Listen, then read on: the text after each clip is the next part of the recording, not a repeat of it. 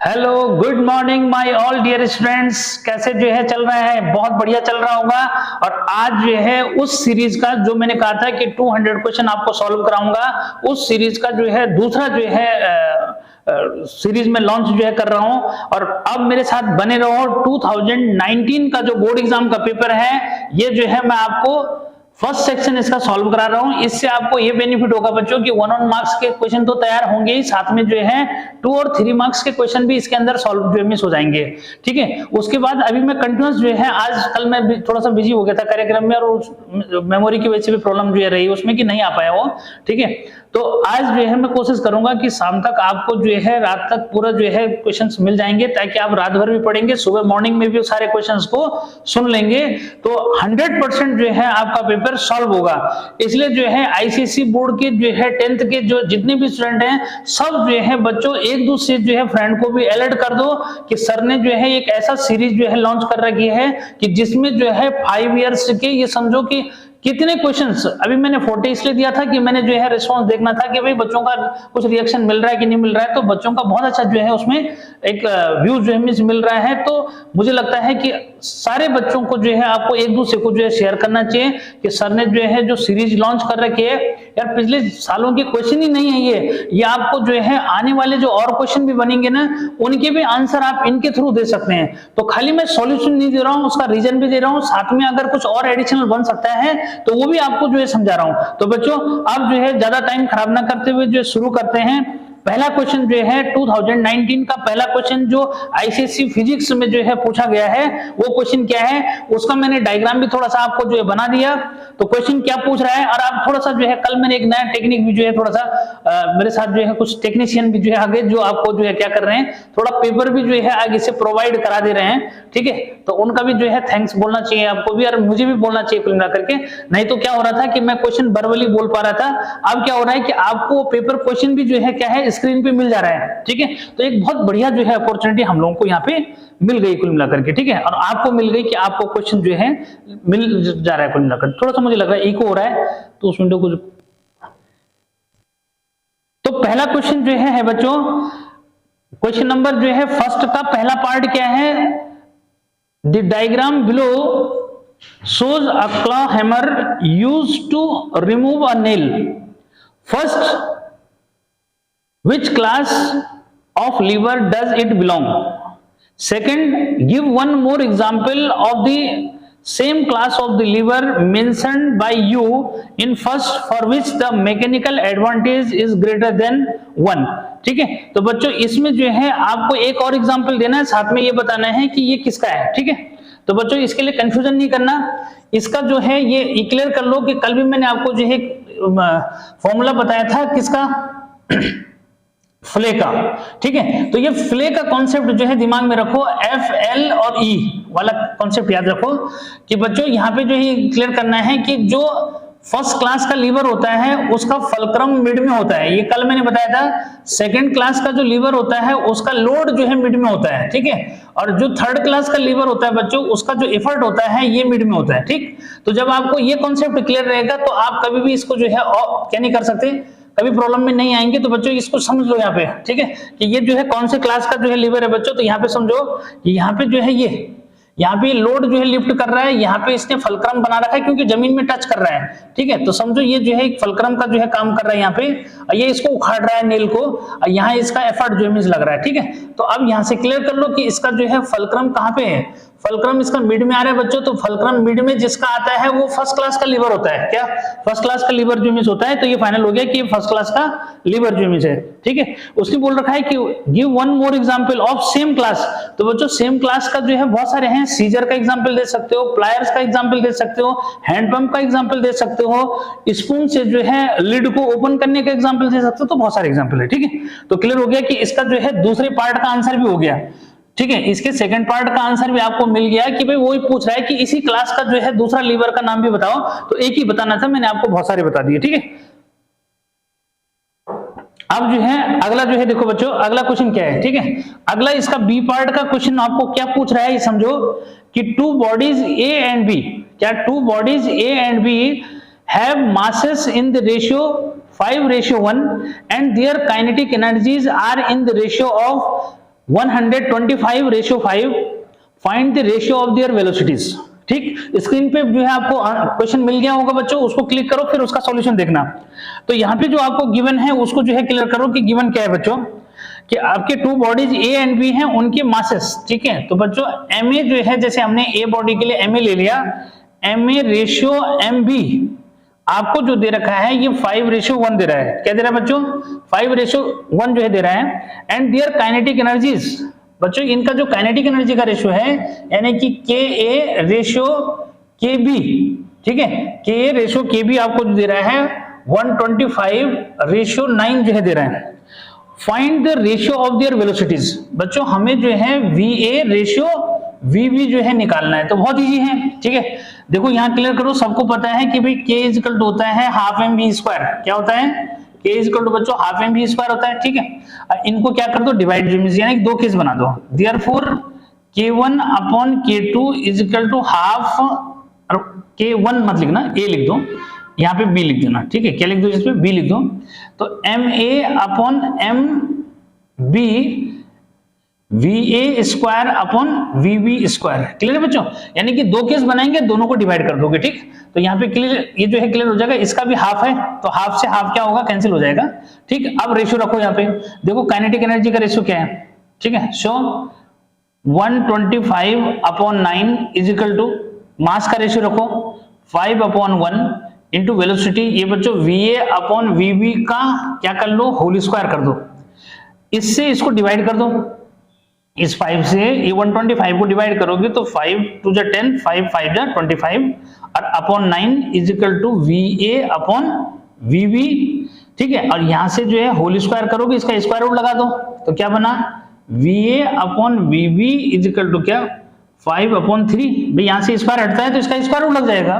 ठीक है, तो V A ratio V B जो है बच्चों ये 5:3 जो हो जाएगा। ठीक, तो ये जो है आपका सेकंड पार्ट का जो है आंसर हो गया। ठीक है, उसके बाद बच्चों ये क्लियर हो गया। ठीक है, इरेज करना पड़ेगा तो क्योंकि ये जो है हॉच पॉच हो जाएगा फिर। ठीक है, तो ये ए और बी पार्ट जो है फर्स्ट के आपके सामने हो चुके हैं। ठीक है, अब जो है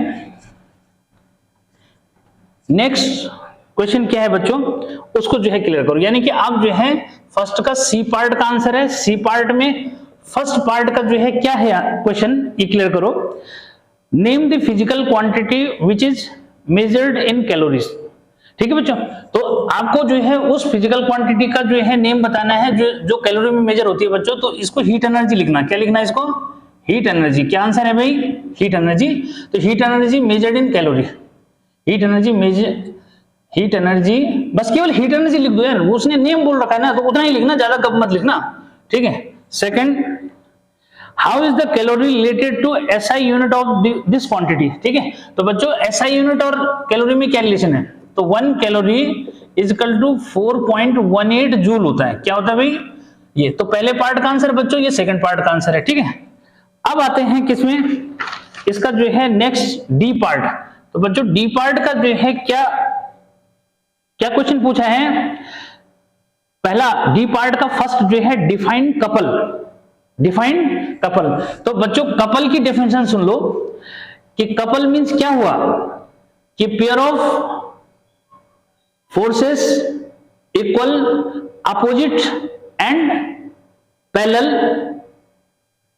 acting on a body but their line of action is not same. तो pause the video and then listen it again. ठीक है, और यार दोबारा जो है बोलना है तो ऐसे क्लियर कर लेना कि बच्चों क्या, pair of forces equal, opposite and parallel acting on a body but their line of action is not same is called couple. Clear?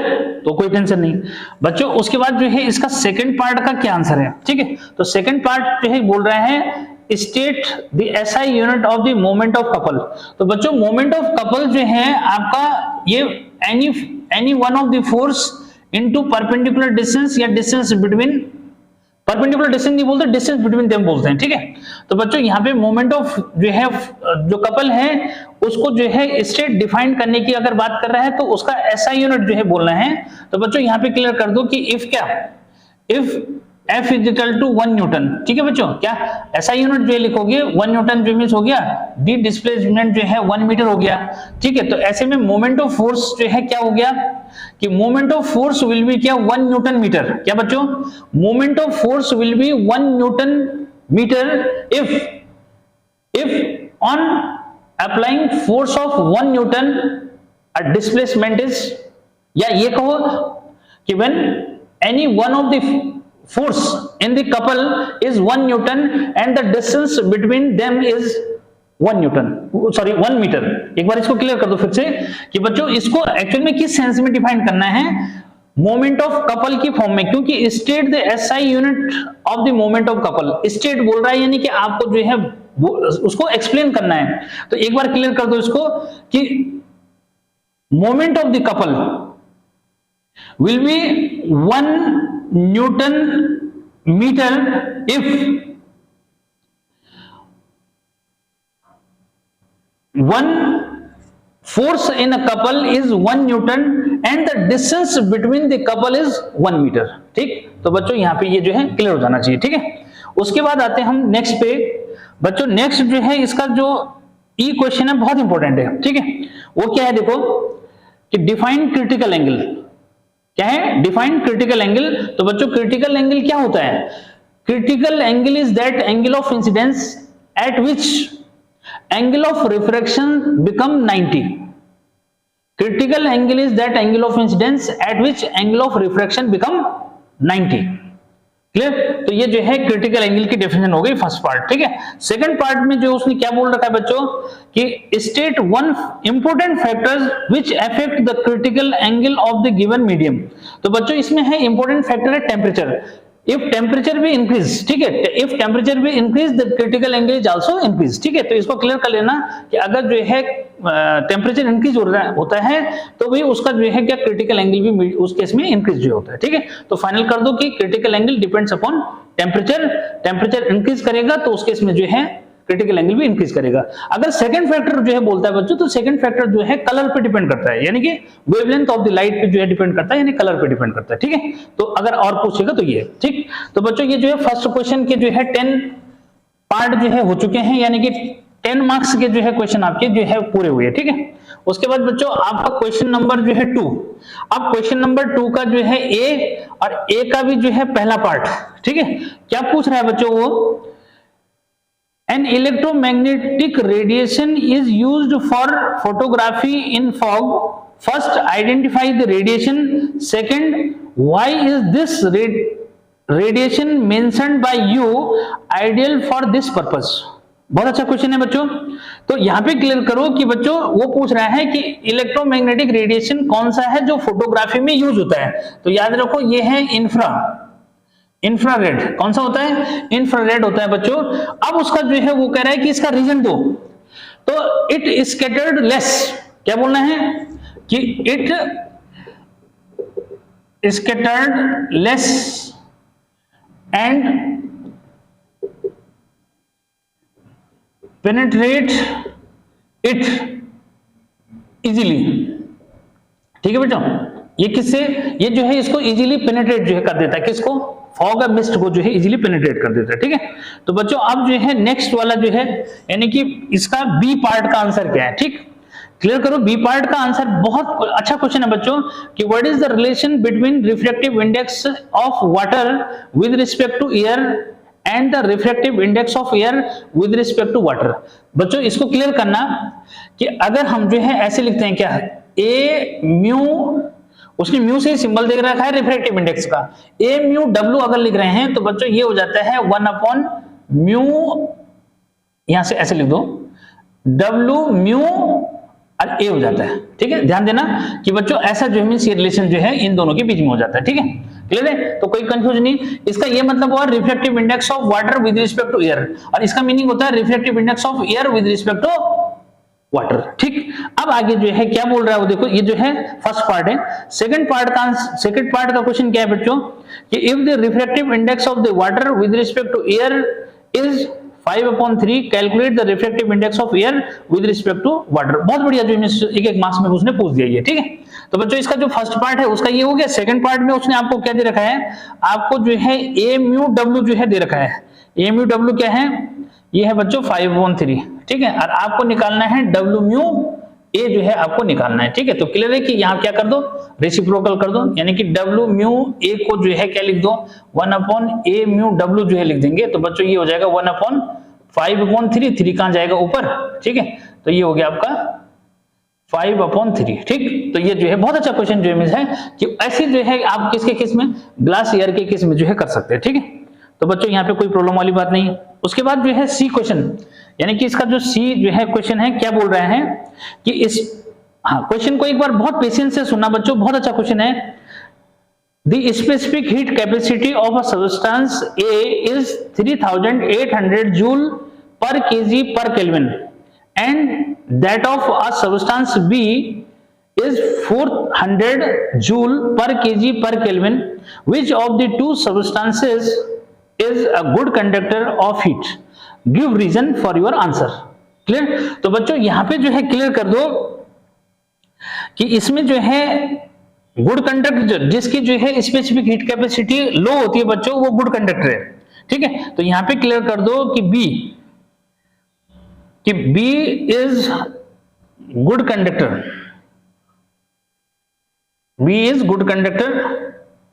Then किससे, यहां पे जो है कौन सा जो है गुड कंडक्टर है, तो यहां पे जो मैं क्या लिख दोगे, देन ए, ठीक है। तो ए से जो है क्या है, ये बी जो है गुड कंडक्टर है। अब उसका जो है वो रीजन मांग रहा है, क्या मांग रहा है, उसका रीजन मांग रहा है। तो रीजन बच्चों ये बोलना कि भाई क्या, कि because less amount of heat is required to increase its temperature through 1 degree Celsius या 1 डिग्री केल्विन।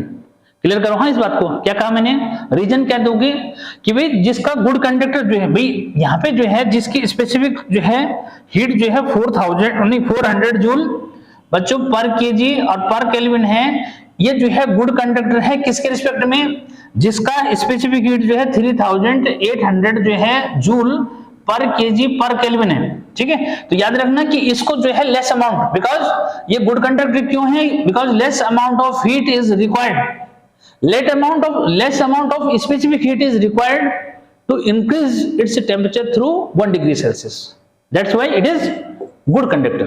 ठीक, तो उम्मीद है कि ये जो है आ गया होगा क्लियर, ठीक है। उसके बाद बच्चों अगला जो ये है इसका डी पार्ट क्वेश्चन है, इसका जो है मिटा दिया जाए, ठीक है।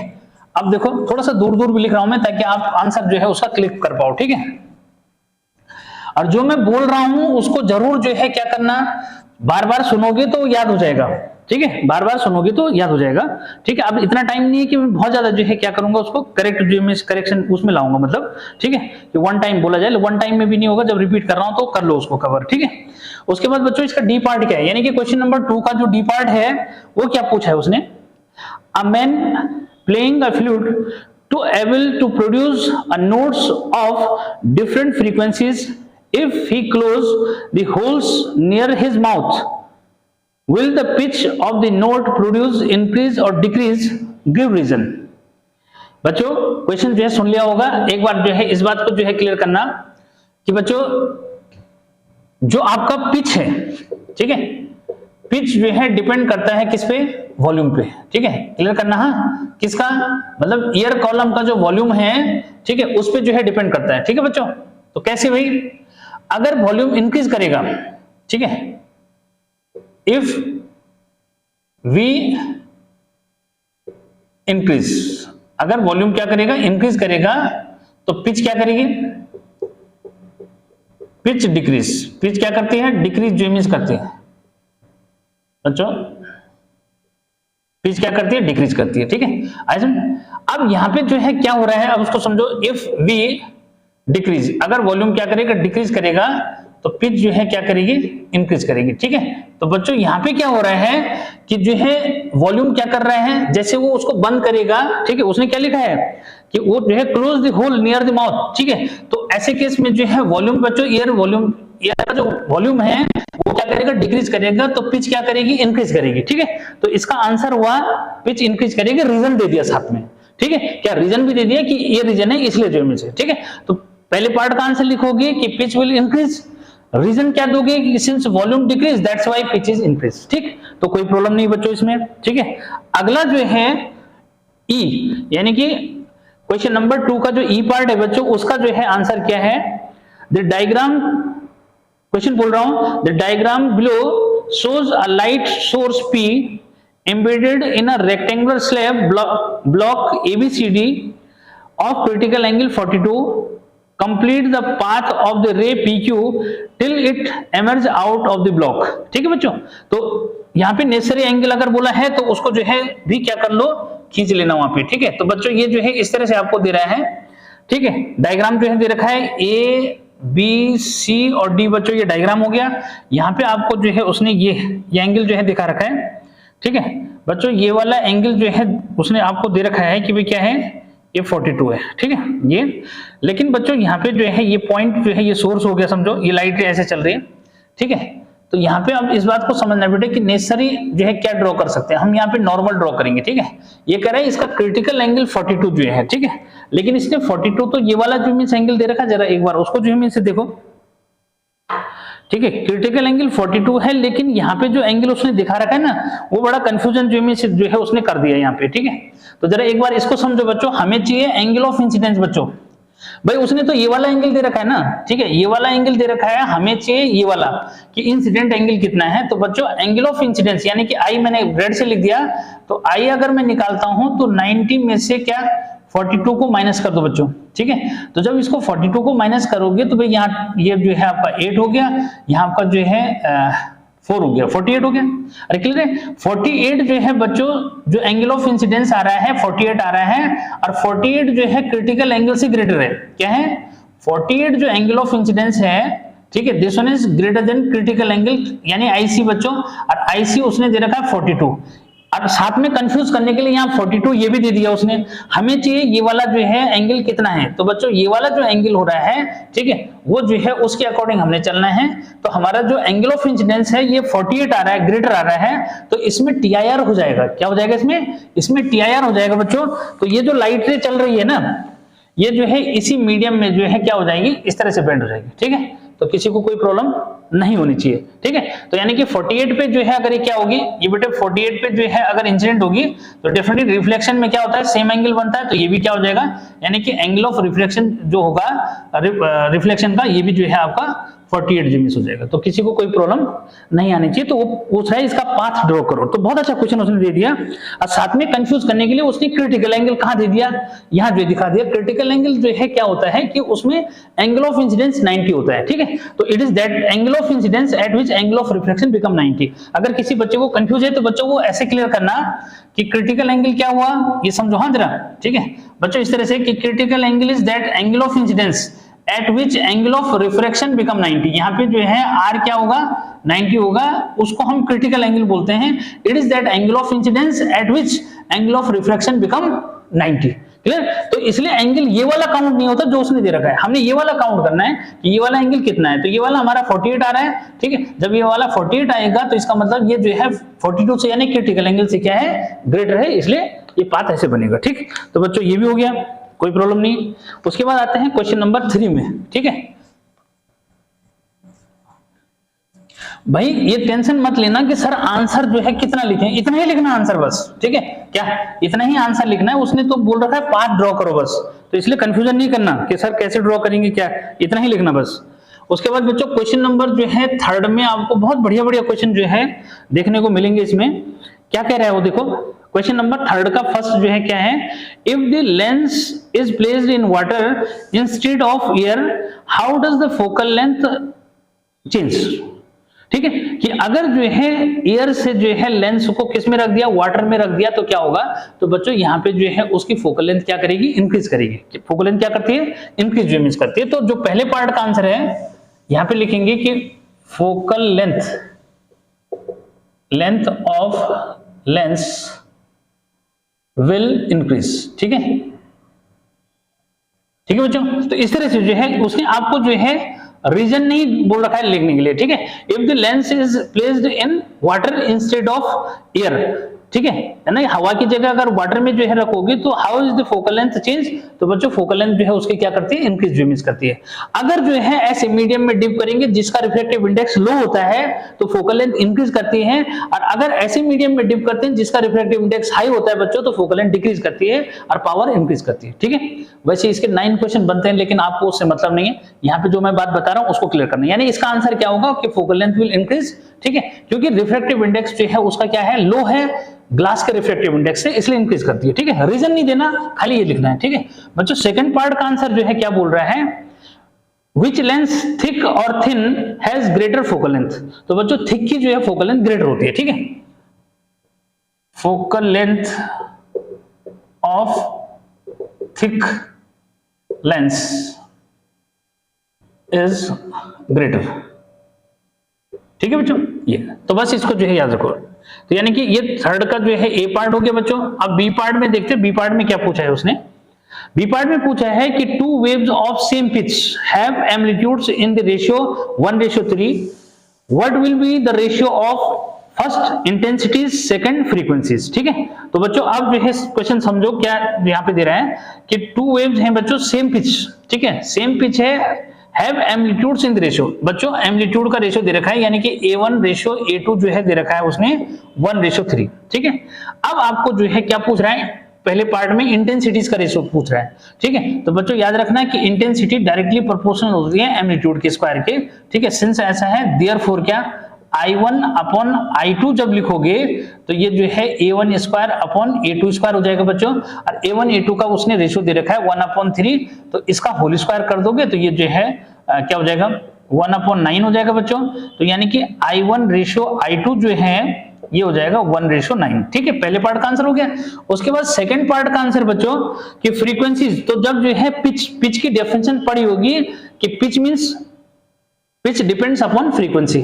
ठीक है, तो यहां से जो है इसको जो है क्लियर कर दो कि भाई पिच जो है फ्रीक्वेंसी डिपेंड करती है और फ्रीक्वेंसी सेम है, तो फ्रीक्वेंसी से नहीं पिच सेम है, तो पिच सेम है तो फ्रीक्वेंसी भी क्या हो जाएगी, सेम हो जाएगी। ठीक है, तो फ्रीक्वेंसीज का रेशियो क्या हो जाएगा, याद रखना कि जो बच्चों N1 रेशियो N2 जो है ये हो जाएगा क्या 1:1। क्यों, यहां पे जो है उसने जो है रीजन दो सिंस क्या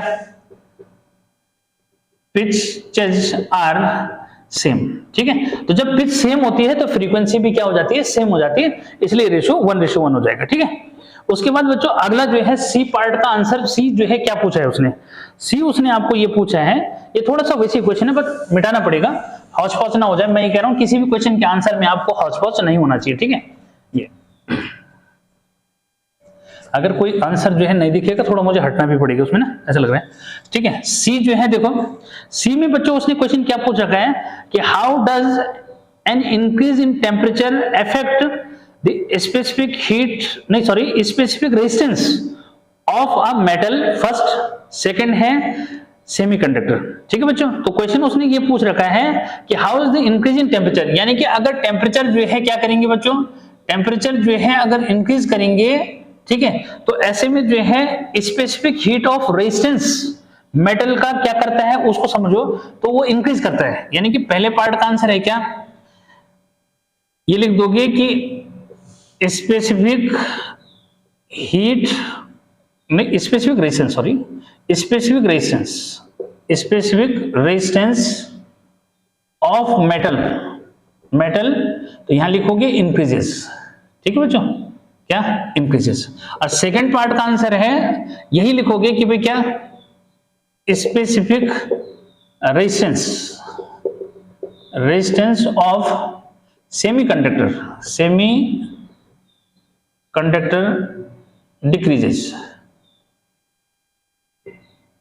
डिक्रीजेस। ठीक है बच्चों, तो फाइनल कर दो कि टेम्परेचर इंक्रीज करने से मेटल का स्पेसिफिक रेजिस्टेंस जो है इंक्रीज करता है और किसका स्पेसिफिक रेजिस्टेंस ऑफ सेमीकंडक्टर जो है वो डिक्रीज करता है। ठीक, तो इसका भी बेटे ये आंसर हो गया।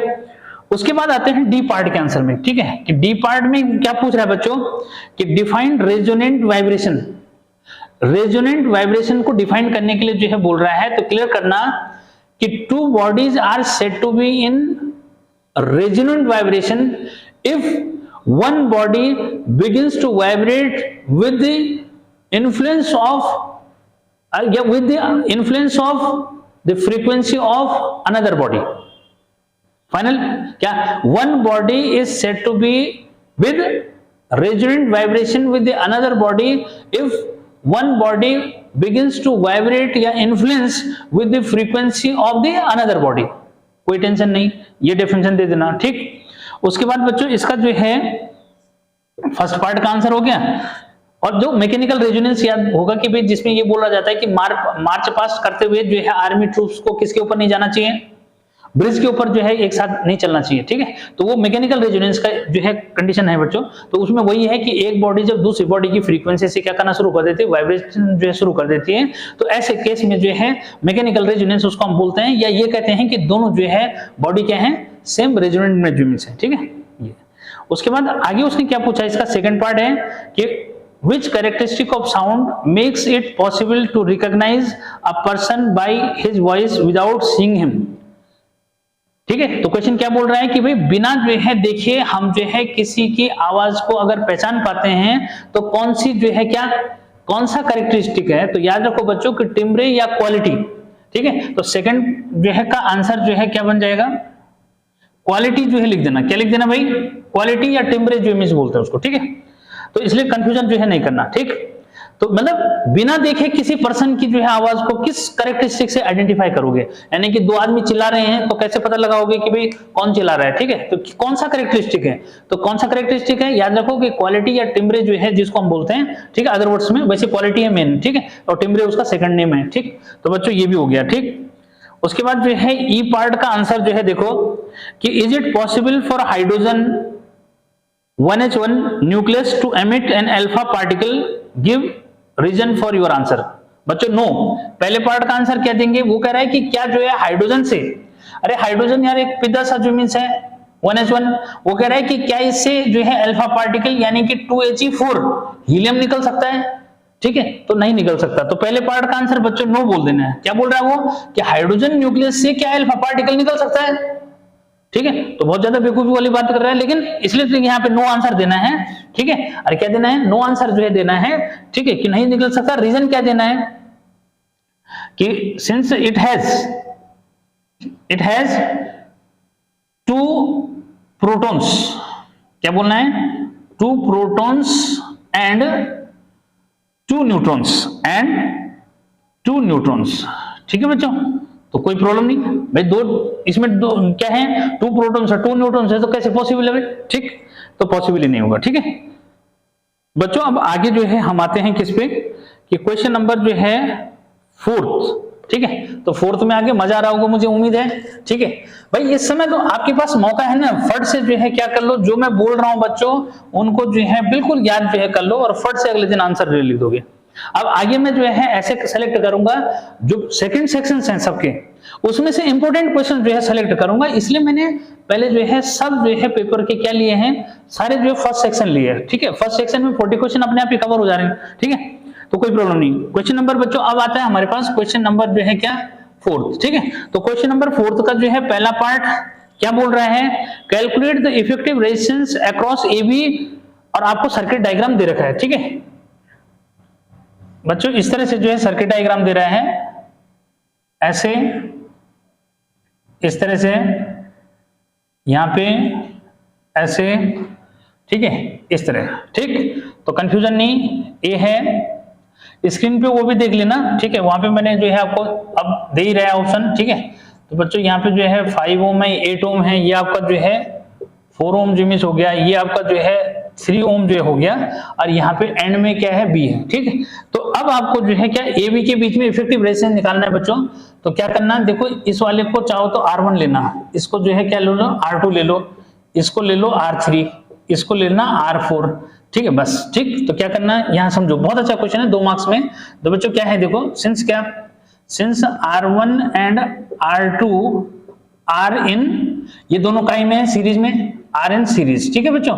तो सीरीज में है तो देयरफॉर क्या हो जाएगा, इनका इक्विवेलेंट रेजिस्टेंस। तो बच्चों यहाँ पे ऐसे लिखना कि R dash is equal to क्या, R1 प्लस R2 क्योंकि दोनों के बीच में कहीं जंक्शन नहीं है, ध्यान रखना इस बात को। ये तार है, सीधे कर दो उसको, ऊपर वाला कह रहा हूं मैं, ये वाला पोर्शन, ठीक है। तो बच्चों ये हो जाएगा 5 ओम, ये हो गया 4 ओम, जो इमेज ये हो गया, तो भाई ये हो गया आपका 9 ओम, ठीक है, कंफ्यूजन नहीं। उसके बाद बच्चों जो रिजल्ट बनेगा, यानी कि जो नया जो है बनेगा, उसको इस तरह से बनाना, ठीक है, ये, ठीक है। इन दोनों का एक बन गया ना, तो यहाँ पे जो है नीचे इसको चाहो तो ऊपर रखना है ऐसा, ठीक है, इन दोनों की जगह एक ले लो, हो गया। एक जो है यहाँ पे ये नीचे है, ठीक, कंफ्यूजन नहीं। ये जो है बी, ये बच्चे आर डैश हो जाएगा, और ये तुम्हारा R3 है, R3 हमारा है 3 ओम के इक्वल, ठीक है। ये आपका R4 है, R4 8 दे रखा है, बस हो गया, ठीक है। अब देखो R डैश और जो है R3 किस में हो गया, यहाँ पे आप ऐसे लिखोगे, now R dash and R3 are in parallel, ठीक है बच्चों। अभी दोनों किस में हो गए, पैरेलल हो गए। तो भाई जब पैरेलल हो जाएंगे तो क्या हुआ, ठीक है, देन 1/r डबल डैश, ये सिंबल अपने घर से बनाना, ठीक है। तो r डैश हो जाएगा बच्चों 1/r3 जो हो जाएगा, 1/r डैश कितना है भाई, 9 आया, ये 1/3 आया, एलसीएम कितना हुआ इसका 9, तो ये 9 on 9, 3 3 जा 9, ठीक है बच्चों। तो 1/r डबल डैश इतना आया, तो r डबल डैश जो है आपका 9 क्या हो जाएगा 4, ठीक है। तो 9/4 हो गया। अब इसको जो है डायग्राम ऐसे बन जाएगा, ठीक है, क्या, अब इनका डायग्राम इस तरह से बन जाएगा, ये r डबल डैश हो गया, ये आपका r4 है, और r4 कितना है 8, अरे R4 कितना है ऊपर देख लेना, हाँ साथ में, R डबल डैश आया 9/4, इसको बेटे डिवाइड अगर करोगे तो कितना हुआ, पॉइंट में निकालना चाहिए तो 4 2 8 हो गया, बचा कितना 1 10, 4 2 8 और 4 5 20, ठीक है। तो इतना ओम हो गया, ठीक है। अब लास्ट में जो है क्या, इसका निकालना है, ये A और B बच्चों, तो यहाँ पे 100 R, केवल R लिखना है उसको, अभी दोनों सीरीज में हैं, तो R4 और प्लस क्या R डबल डैश, ठीक है। तो बच्चों ये 8 हो जाएगा, और ये 2.2 जो है क्या क्या 2.25 हो गया बच्चों, तो इसको ऐड कर दो, तो ये जो है 10.25 जो है ओम, ये हो जाएगा, ठीक। तो क्लिक कर लो इसको, ये जो है 2 मार्क्स का क्वेश्चन, अच्छा क्वेश्चन जो मिस पूछा हुआ है, ठीक है। अब जो है इसका बच्चों बी पार्ट जो में देखो हो गया,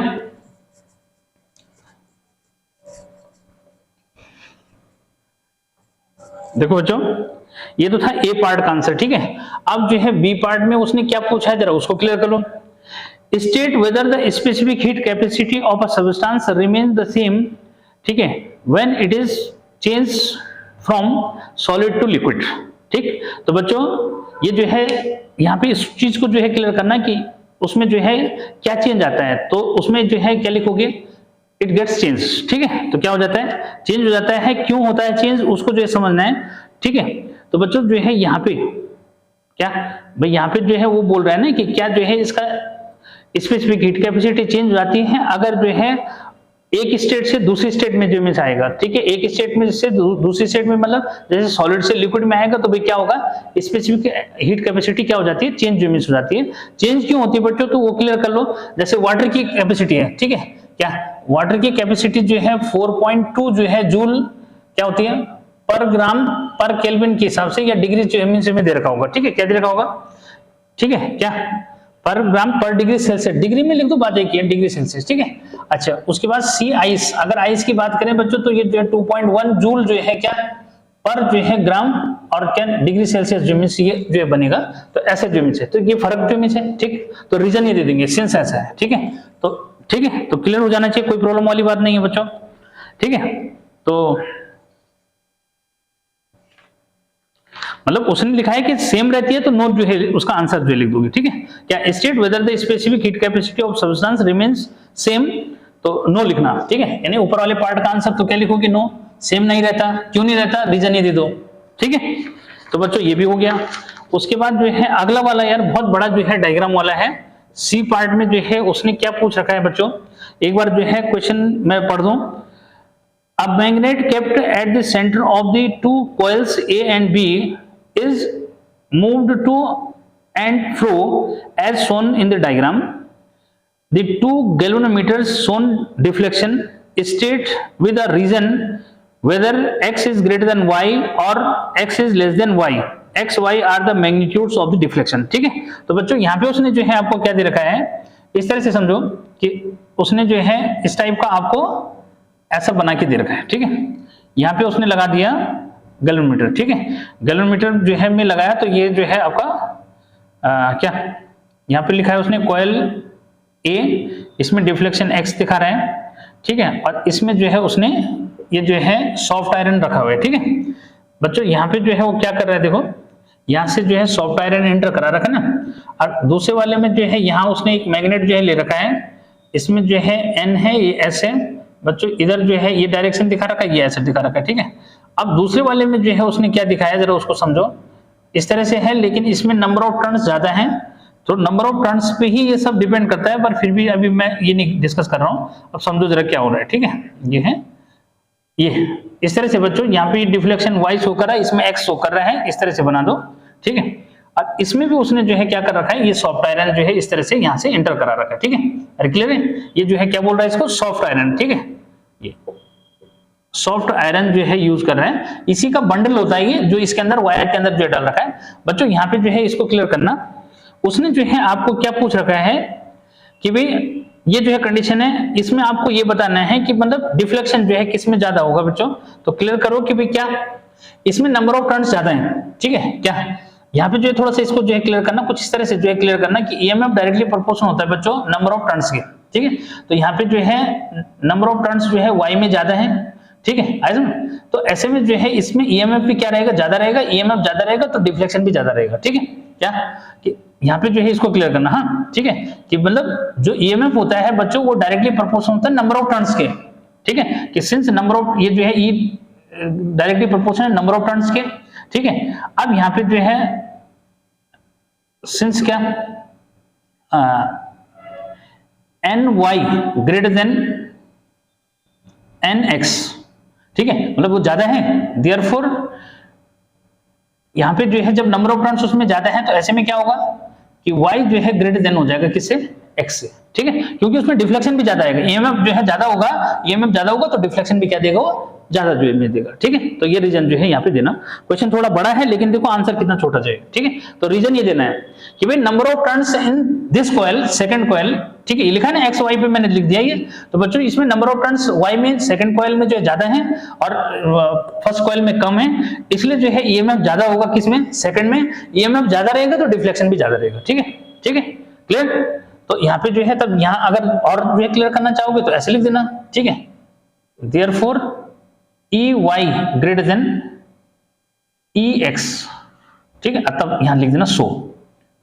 इससे शॉर्ट आंसर कहां मिलेंगे यार, ठीक है क्या बच्चों, ऐसे जो है शॉर्ट आंसर कहां मिल पाएंगे, ठीक है। तो ये जो है मैंने दे दिया, इतना लिख दोगे ना टीचर खुश हो जाएगा, ठीक है, कोई प्रॉब्लम वाली बात नहीं रहेगी, ठीक है।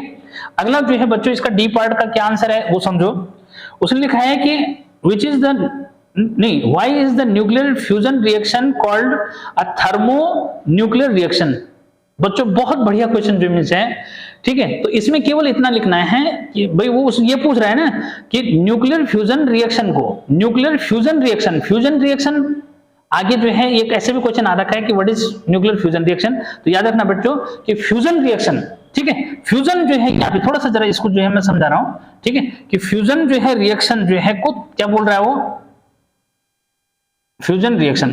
तो फ्यूजन रिएक्शन जो है means in which it is that nuclear reaction in which two or more than two light nuclei on combining form a big nucleus, clear, and enormous amount of energy be released, ठीक है बच्चों। ये तो definition है, definition उसने बोल नहीं रखा है, उसने ये बोल रखा है कि भाई इसको जो है क्या बोलते हैं, इसको थर्मोन्यूक्लियर रिएक्शन क्यों बोलते हैं, because it occurs at high temperature, ठीक है। रीजन क्या देना है कि it occurs at high temperature, ठीक है बच्चों। तो ये जो है आपने इसका आंसर लिखना है कि बिकॉज इट अकर्स एट, ठीक है, आगे बिकॉज तो लिख दोगे, ठीक है, because it occurs at high temperature, ठीक है, ठीक है, ये हाई टेम्परेचर पे होती है, that's why it is called thermonuclear reaction. इसीलिए इसको क्या बोलते हैं कि थर्मो जो है फ्यूजन रिएक्शन या फिर थर्मोन्यूक्लियर रिएक्शन जो है बोलते हैं, ठीक। तो बच्चों फाइनल है, ठीक है, कोई प्रॉब्लम नहीं कि because it occurs at high temperature that's why it is called thermonuclear reaction, ठीक है बच्चों। अब इसका जो है लास्ट जो है पूछ रहा है वो एक और जो है इसमें पूछ रखा है कि उसने पूछ रखा है कि इसको फिल करना है, इसका सेकंड पार्ट, मतलब पहला पार्ट तो ये हो चुका है, सेकंड पार्ट जो है कंप्लीट द रिएक्शन। बच्चों 3He2 लिखा है और यहाँ पे 2H1 लिखा है बच्चों, इसमें लिखा है 4He2, ठीक है, और He2 तो कह रहा है इसको बैलेंस करना है, तो यहाँ पे लिख देंगे 1H1, ठीक है, और प्लस साथ में क्या है एनर्जी, ठीक है, क्या लिख दोगे 1H1 लिख देंगे बच्चों। क्यों, यहाँ देखो कैसे करें, क्यों लिखा मैंने NH1, तो यहाँ जो है जब क्या होगा ये दोनों जो है कंबाइंड होंगे, तो इससे कंबाइंड होने से ये बना, साथ में जो है क्या एक जो है चाहे उसको प्रोटॉन समझो चाहे जो है क्या हाइड्रोजन जो है कर लिखे, चलो सिंपल हाइड्रोजन ही लिखते हैं बच्चों। ये जो है 3 है, 3 2 5 हो गया, यहाँ पे 4 है, 4 और 1 5 हो गया, नीचे जो है ये 2 और 1 3 हो गया, ये 2 और 1 3 जो मिस हो गया, तो कोई प्रॉब्लम इसमें नहीं आएगी, ठीक है। अगर उसने आगे लिखा है तो यहाँ आगे लिख देना, कोई बात नहीं, ठीक है। और इसको जो है यहाँ पीछे लिखा ना, तो पीछे लिख दो, कोई बात नहीं, ठीक है, इस तरह से कोई बात नहीं, कोई फर्क नहीं पड़ता, ठीक। तो इस तरह से जो है आपने इसको लिख दिया, ठीक है बच्चों। तो इसको यहाँ पे फिल करने के लिए बोल रहा है, तो हमने फिल कर दिया 1H1 से, ठीक। उसके बाद बच्चों ई पार्ट जो है हमें क्या पूछा है, एक बार जरा ई पार्ट का जो है आंसर भी मैं दे दूं। ई पार्ट में उसने क्या पूछा है, state 2 ways to increase the speed of rotation of DC motor. DC motor की स्पीड कैसे इंक्रीज करेंगे, तो बच्चों उसमें नंबर ऑफ टर्न्स, ठीक है, on increasing number of turns, ठीक है बच्चों। Second on increasing current, on increasing current, ठीक है, इन इट, ठीक, कि डीसी मोटर की स्पीड को कैसे इंक्रीज करोगे, तो दो फैक्टर लिखने हैं, तो on increasing number of turns, यानी कि अगर डीसी मोटर के जो कॉइल है उसकी उस कॉइल में नंबर ऑफ टर्न्स इंक्रीज करेंगे तो उसकी स्पीड इंक्रीज कर जाएगी, ठीक है। और सेकंड है बच्चों क्या कि on increasing the current in it, अगर करंट भी इंक्रीज करोगे तो फिर जो कॉइल होती है वो फास्ट जो है रोटेट करती है, ठीक है। ये तो बच्चों ये जो है था इसका पहला सेक्शन जो में से, ठीक है। तो देखते हैं कितना टाइम में ये जो कंप्लीट हो गया, फिर मैं दूसरा भी जो है इसी में नहीं तो ऐड जो है कर दूंगा। तो बच्चों ये जो है आपको सीरीज कैसे लग रही है, ठीक है, कमेंट सेक्शन में जरूर लिखो, और इस जो है जो हमारा चैनल है इसको सब्सक्राइब भी करो, साथ में जो है अपने फ्रेंड से शेयर भी करो, और बोलो कि एक बहुत इंपॉर्टेंट जो है हमारे एग्जाम जो है कल जो है एग्जाम है, और आज हमारे को जो है 200 क्वेश्चन जो है मॉर्निंग तक आपको जो है कंप्लीट मिल जाएंगे, तो उस पर जो है आप जो है हमारे साथ बने रहो बच्चों। फिर जो है नेक्स्ट जो है सीरीज में मिलते हैं, नेक्स्ट 40 क्वेश्चन की सीरीज में। Till then bye.